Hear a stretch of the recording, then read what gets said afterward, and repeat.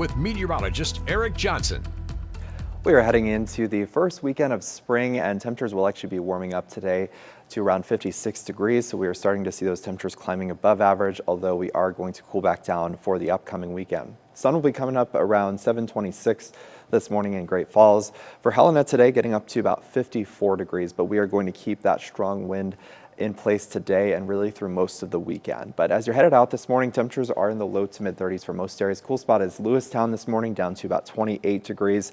And again, the wind will start to pick up this afternoon. We could see sustained winds between 20 and 30 miles an hour, with temperatures topping out in the low to mid 50s for most of north central Montana. It will also be pretty breezy today down in the Helena Valley, where we will also see some pretty strong winds by Saturday morning. We actually have a high wind watch in place for Helena. I'll have more on that in a second, but we are going to see some snow arriving in the mountains along the divide and west of the divide today.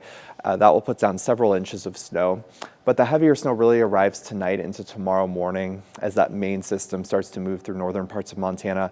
And then going into tomorrow morning, there will also be a cold front dropping through. So that's going to bring a burst of snow. You can see that's moving through the high line right around 9:30 in the morning and then pushing down through Great Falls closer to lunchtime.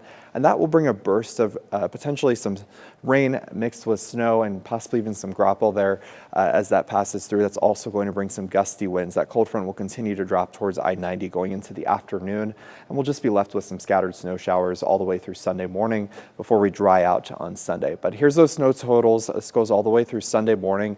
We have increased those totals a little bit for the Little Belts, where we could expect about 8 to 12 inches in the higher elevations. That includes Showdown and up towards Kings Hill Pass.